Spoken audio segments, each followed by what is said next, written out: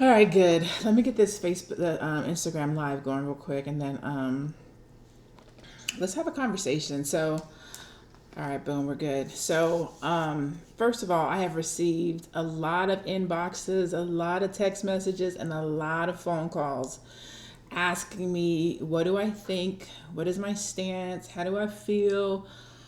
George Floyd, Deion Johnson, Ahmaud Arbery. There's just been so much stuff going on. I haven't even had a chance to respond or reply to one thing because then it was another thing and then another thing, and then here we are. My biggest thought is that, first of all, if you follow me or you know me, you know I operate from a spirit of positive energy, empowerment, resiliency, and I love Black people. So anything that you know about me, you should know those things first. And so one of the reasons why I haven't spoken, one of the reasons why I haven't said anything is because I haven't had anything good to say. I go back and forth between being peaceful and burn the shit down. Like every other minute, I have a different emotion. And so it's made it very difficult for me to even speak or talk about this because I don't know which emotion I want to lead with. I want to peacefully say that protests and speaking up and saying what we're going through and how we feel is right.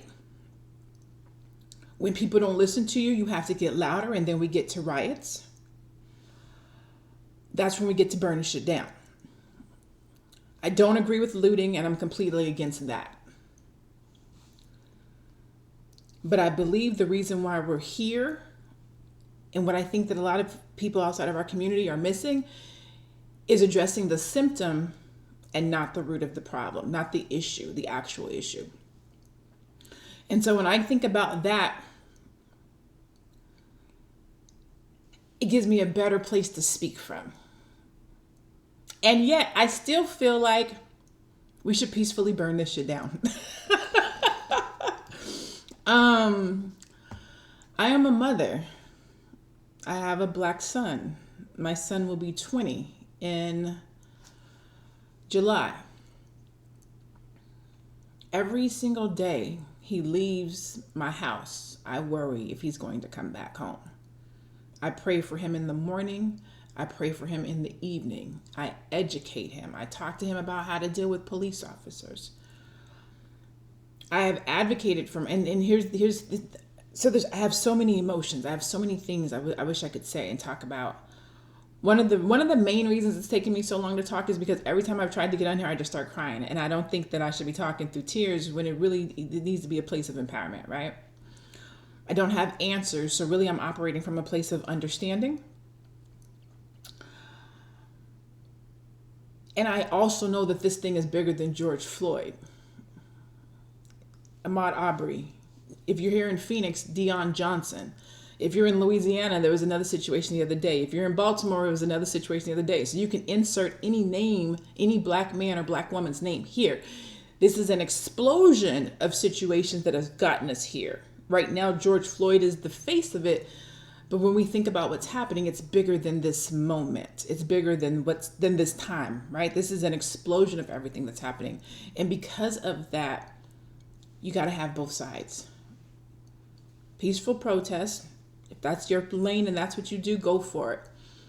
If you've spoken peacefully enough and nobody has listened to you, then you've escalated to maybe rioting. Again, I'm for protest. I'm for peaceful protest, and I'm for rioting too. I'm not for looting. I'm not for looting. I think it messes up the message, but I'm definitely for raising your voice if you have to raise your voice. When I speak, I'm only speaking from my perspective. This is my opinion. I don't think that you can tell somebody how to act. I don't think you can tell somebody how to feel. I don't think that you can tell somebody how to react. However, I think that what's happening right now is a reaction to the years and years and years of shit that has been happening. I think Malcolm X says the rooster's coming home, right? This is an explosion of shit that's been happening for years, and now we're having to deal with it. We're having to face it. White supremacy, racial inequality, People try to say that these things are gone, or they haven't been happening, or we're better than that. And the reality is they are not. They're not gone. We're not better than that. Integration just allowed these things to be hidden. They're hidden in education. They're hidden in our justice system. They're hidden when we deal with police. They're hidden, but they haven't been dealt with, and they're not gone.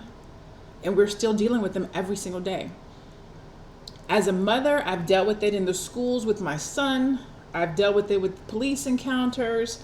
I've dealt with it as a woman in my job, and how I'm portrayed, and what I can say and what I can't say. Like this is an explosion of stuff that's coming out through standing up through police brutality. But really what it is you can't treat us as Black people, as Black human beings in this manner anymore. You can't disguise it. You can't hide it. You can't call it something else. It is what it is. For years and years and years, people have been peaceful. We've turned the other cheek, and we've turned the other cheek, and we've turned the other cheek, and we've turned the other cheek, and we've run out of cheeks. We don't have no place else to turn.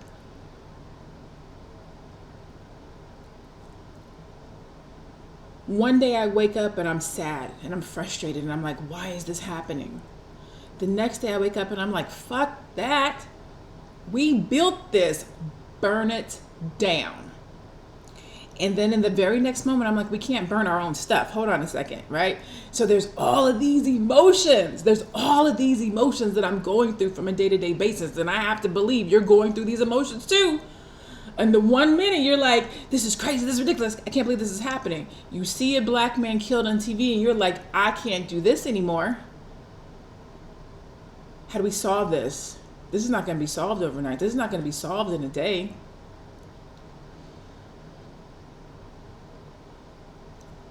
When people have been asking me, what do I think and how do I feel? The best way that I could explain it was, I'm not numb. I'm not numb to it. Have you ever seen a movie where somebody is in so much pain that they pass out? Like, that's how I felt for the last 4 days. Like, I've just been in so much pain that I had to just pass out for a minute and just think about how I really feel about the situation. I can't deal with watching Black men and Black women and Black children die, get murdered, be assassinated. I'm super thankful for the people who get up every day and get out there on that front line. I believe that everybody has a job to play, a role to play in the situation. Mine is through knowledge. I'm an educator. I do it through economic empowerment. And I'm super appreciative for people on the Fly Nubian Queen Network like Jade Arendelle and a couple other queens that go out there and actually get out there, put their boots on the ground and deal with it. I have a homegirl, a white homegirl actually, who went out there and got on the front lines and dealt with it. And so I think that the people who actually get out there on the front lines and speak on this and talk about this and are vocal, I cannot thank those individuals enough. I'm super pissed off and frustrated by the 85% white looters. I am. You should be too. I know you probably are. I would say as I'm watching these videos, 80 to 85% of these looters is young white people. 80 to 85% of the looters are white, and then 90 to 95% of them are young people.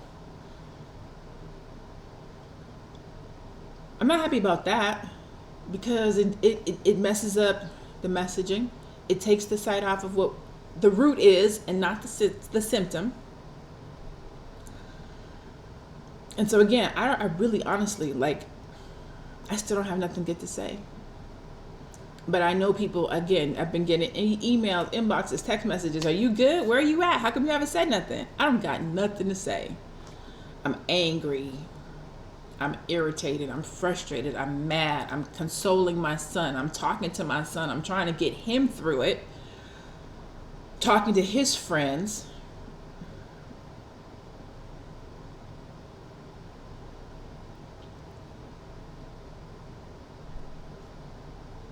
The boiling over of this situation has to happen. We don't know what it's going to look like. We don't know what the outcome is going to be. We can't say how it's supposed to be. We can't say who's right. We can't say what's wrong. People are pissed. People are tired. I'm pissed. I'm tired. I don't know what I would do if it was my son. I don't know how I would react. And so we can't police the reactions of people. That's what I do know. Unless they're young white looters, of which case I feel like I can say what the fuck I want to say about that. Other than that, the pain that we're seeing played out across America in most major cities, I think, this is my humble opinion, but I think this is the only way to get recognition. When it happens in LA, it's one state against 49. When it happens in New Orleans, it's one state against 49. But when it's happening in all these different states and cities at the same time, somebody has to take some notice.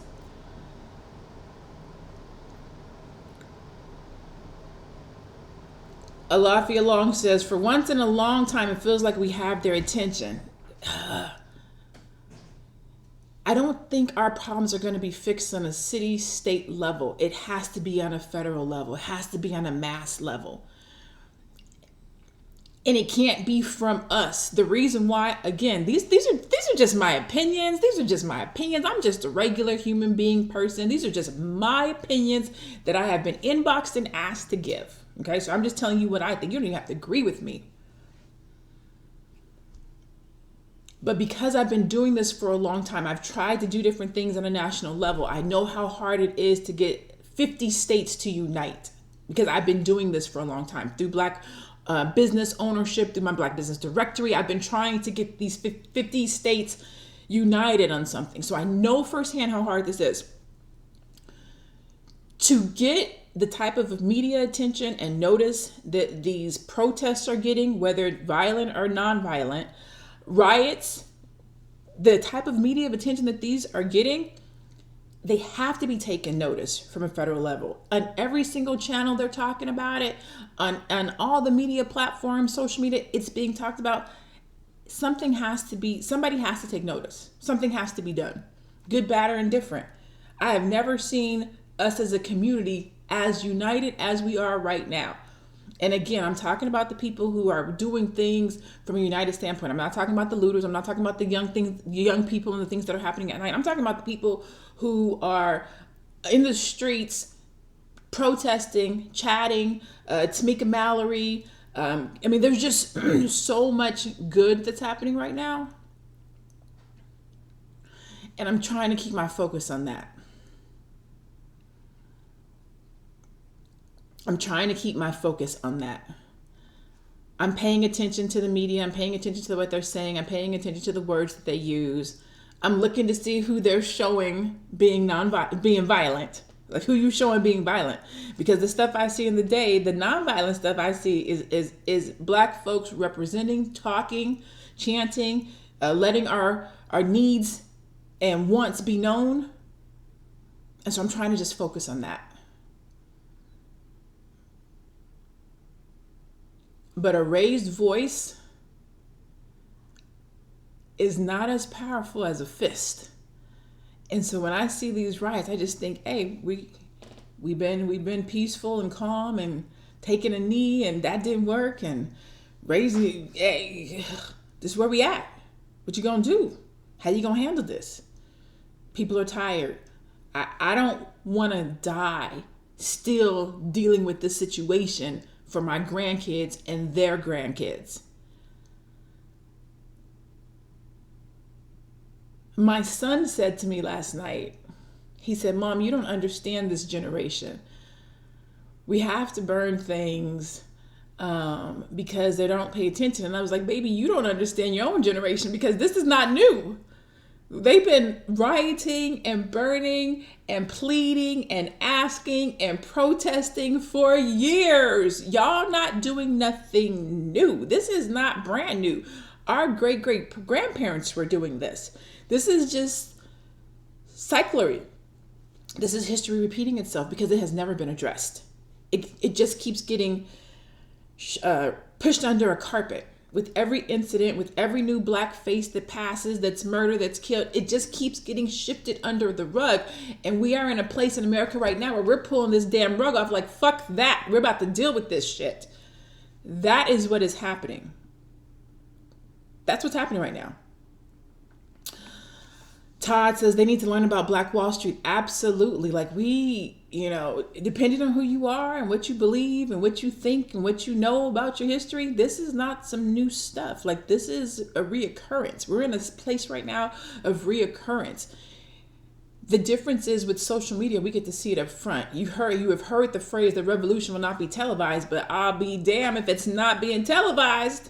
If you're not sitting around watching it, reading it, seeing it, I don't know what's going to come from it, but it's definitely being televised. People are taking notice. People are switching sides. People are showing up. Again, I don't have any real resolve. I mean, I have some concepts and I have some ideas on policing the police, and I have those types of things. But when we talk about what comes next, it's so much bigger than police brutality. This is one symptom of the root, right? The root is racial inequality. That's the root. Symptoms are police brutality, education, the medical system. There's so many things. It's the root. I saw a post the other day that said, "Be glad Black people are only asking for equality and not revenge." That's the truth. We want equal value of life, education, job, you name it, equal. Again, I don't really have a lot today. Like I'm all over the place. I apologize for being all over the place. It's one of the reasons why I didn't want to speak about it. It's one of the reasons why I didn't want to go live, because I'm a cesspool of emotions. I don't want to push anything that's negative. I try to operate from a spirit of empowerment. I try to operate from a spirit of being positive. I just can't find anything positive or empowering about where we are right now. I don't have anything good to say. I want to be peaceful, but I know that sometimes you got to knock a motherfucker out to get their attention. I want to be peaceful, but if you run up on me and my son, I'm gonna fuck you up. You know what I'm saying? Like, I feel like I'm operating from both standpoints. I have one foot on both sides. And I don't know if that's healthy to broadcast, and I don't know if that's healthy to share. And so I've kind of kept my voice to myself. If I don't have anything nice to say, I try not to say anything at all. And I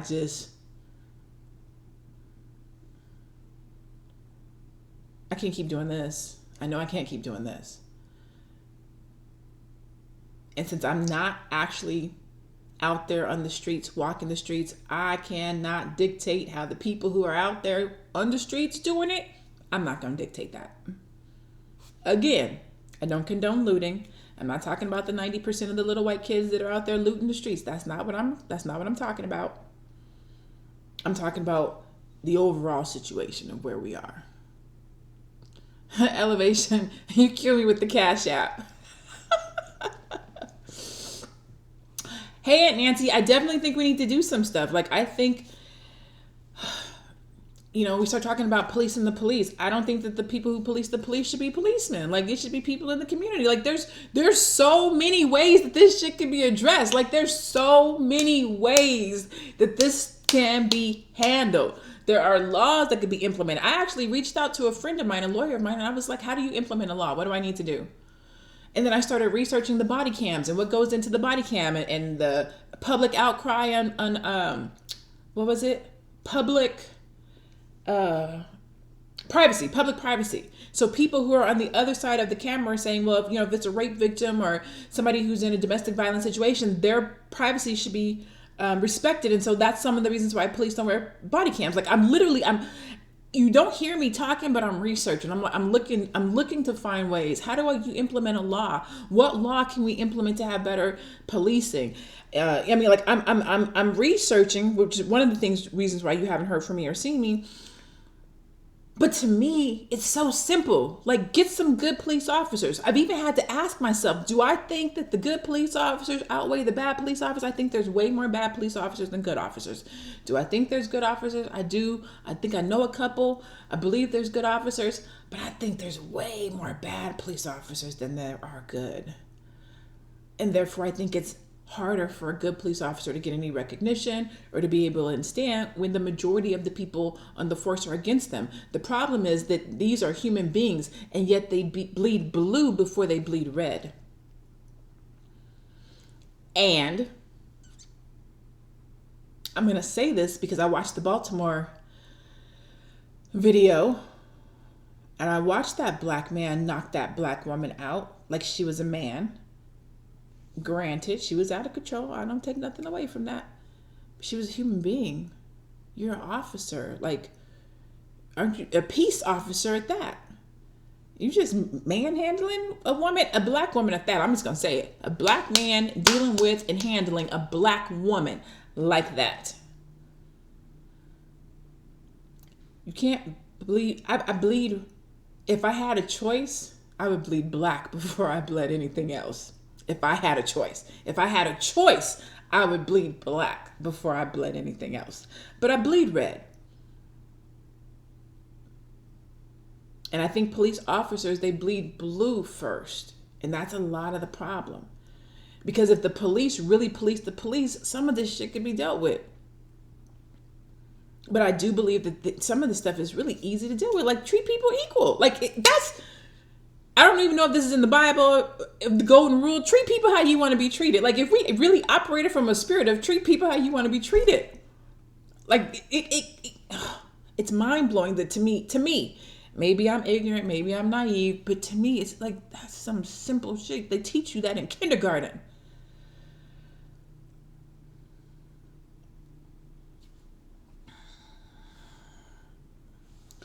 Nika Mack says the good officers are outweighed by the bad police officers and become the bad apples. Yeah, I forget how it's said, and I'm good for a misquote, but it's something to the effect of if you have 1,000 bad apples and 10 good apples, you have 110 bad apples.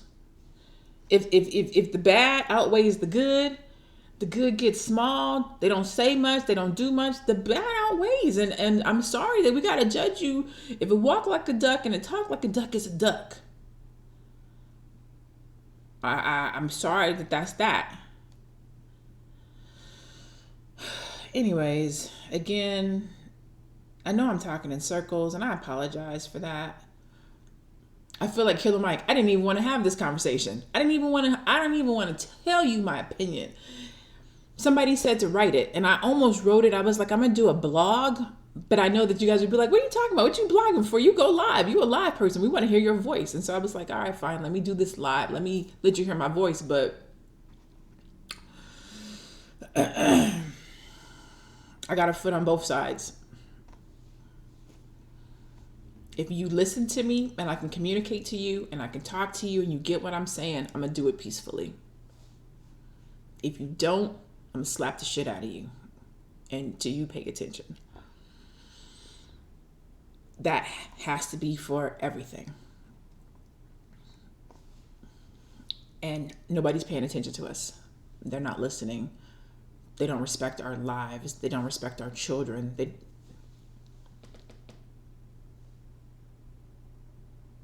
Me and you, melanins, we didn't get us here. We're just answering the call. We're responding.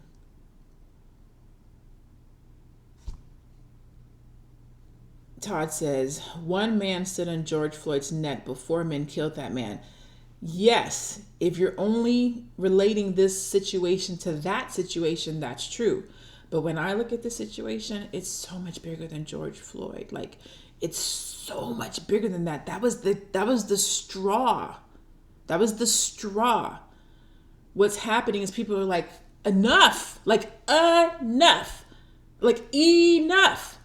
George is the face, but there's so many before him. Anyway, I believe what we're saying and what we're doing, and I say we lightly. Let me take me out of the equation. I believe what the people on the front line, I believe what the people on the front line are saying is, we don't want to do this shit no more. We don't want to keep seeing this play out online, on video. Like, enough is enough. That is what I believe and or hope that this time is about. Tired of seeing it happen, tired of seeing it play out.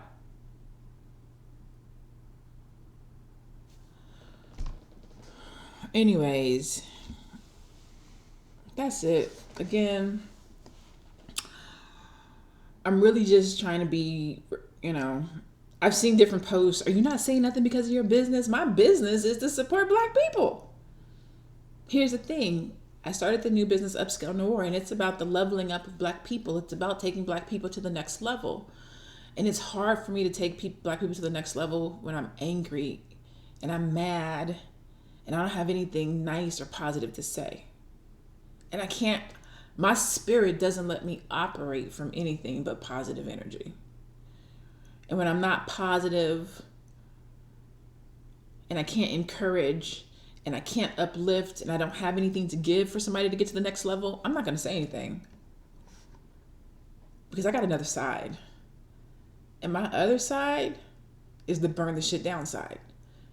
And I don't know how helpful that is right now. And so rather than put anything negative into the air or put anything negative into the world, I just be quiet. Because I don't want to be fake.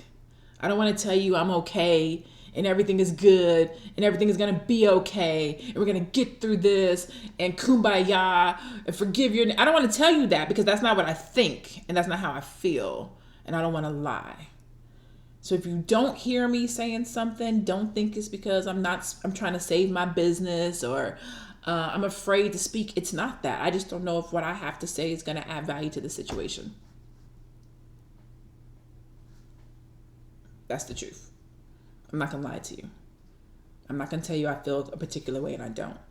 I'm not going to tell you I'm okay and I'm not. I'm pissed. I'm angry and I don't know what to do about it. I don't know how to let it out. I don't know how to keep my son safe. I don't know how to make him feel protected.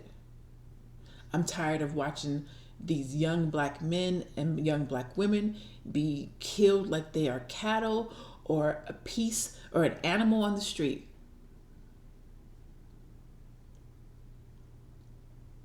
And since I don't know how to fix it and I don't know how to make him feel safe, by whatever means is necessary for it to be done, it has to be done.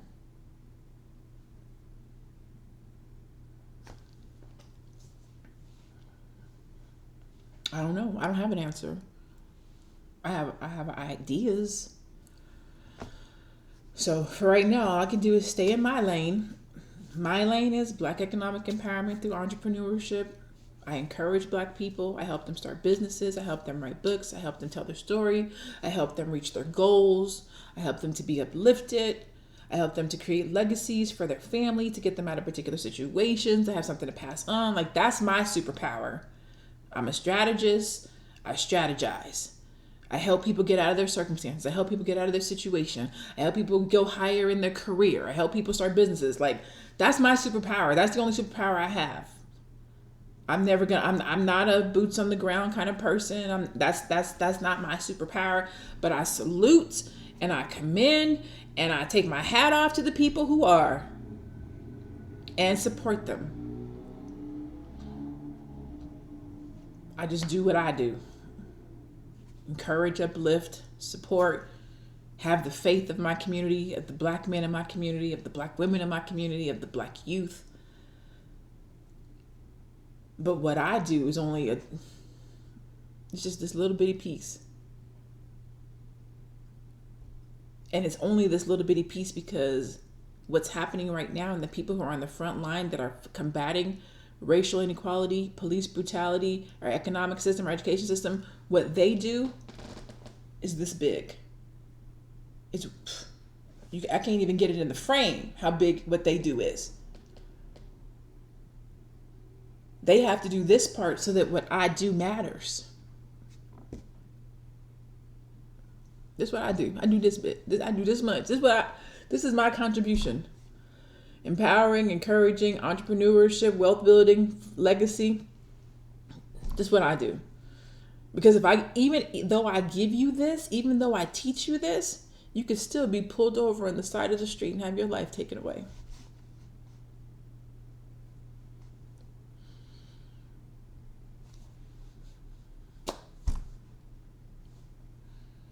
So I'm going to stay in my lane and keep doing what I do, keep encouraging, keep empowering. I'm going to try to stay positive. This is probably the only time I'm going to talk about it. I say that. I'm talking about it. Just know I'm talking about it. I'm just not talking about it in this type of a platform.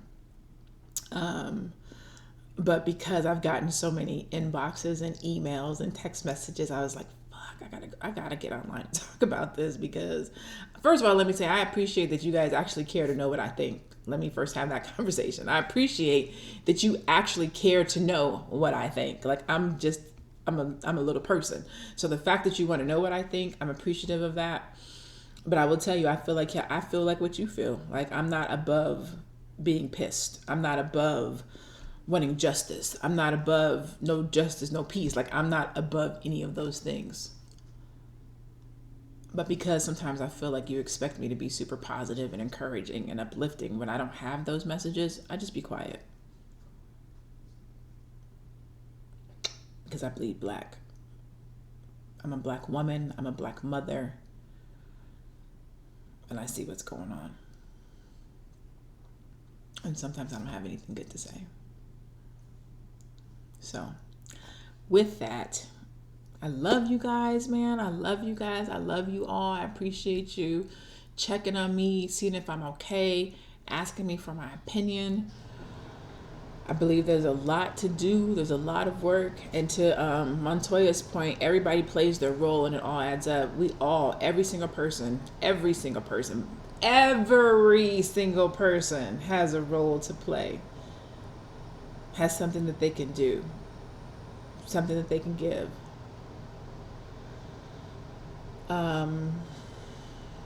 Yeah. I don't know. I mean, that's it. That's all I really have. I'm just super appreciative to be in this time, to see what comes from this.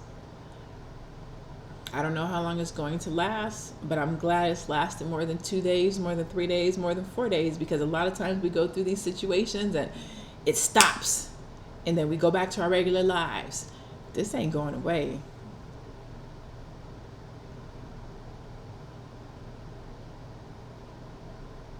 It needs to not go away. It needs to be resolved. It needs to be addressed. It needs to be dealt with. Because if it doesn't, we're going to be right back in the same situation in 2 months, 2 weeks. It could be on your front door. It could be your husband. It could be your son. It could be your daughter.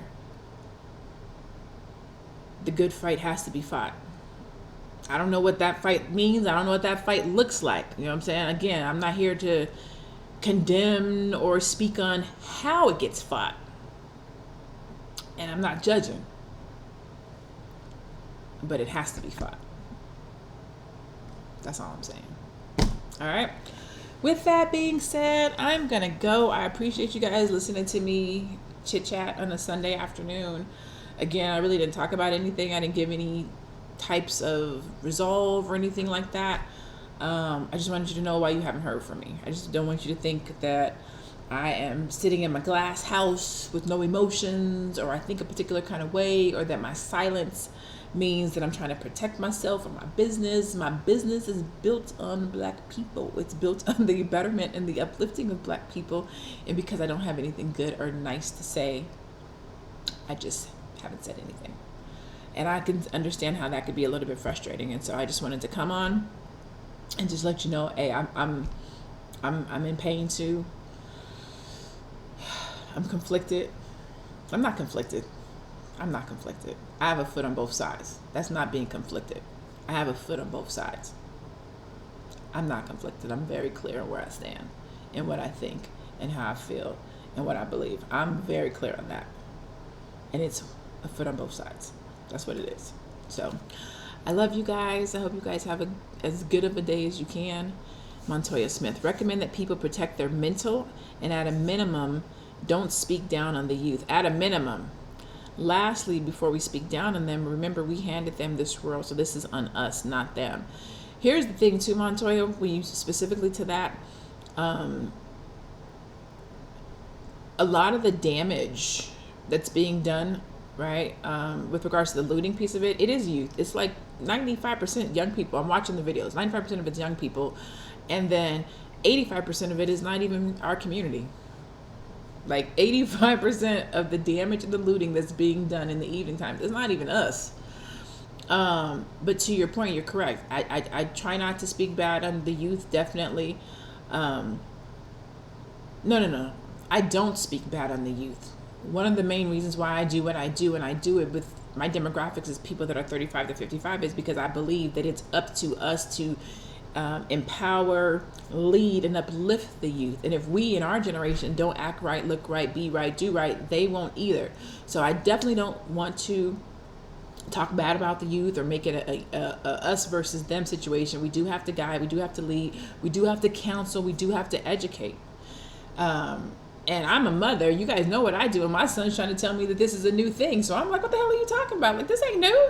And he's my child. Like, you know what I'm saying? He lives in my house. Well, he doesn't anymore, but he lived in my house. So there is a lack of guidance and leadership between our generation and the youth. However, a lot of the damage and the looting and the stuff that's being done is not even our youth.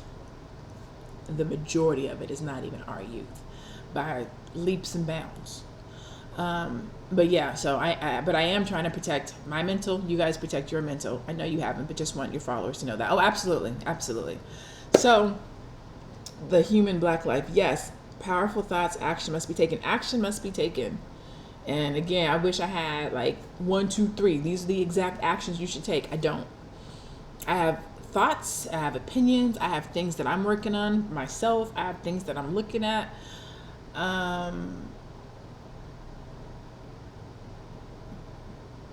But again, nothing solid. I don't have anything solid at this moment. But I am doing research. I am looking at some stuff. And as soon as I decide what, where, when, why, how, if there's something that I can do, I will definitely share it. Right now, I'm literally, emotionally, mentally, where you are. Literally.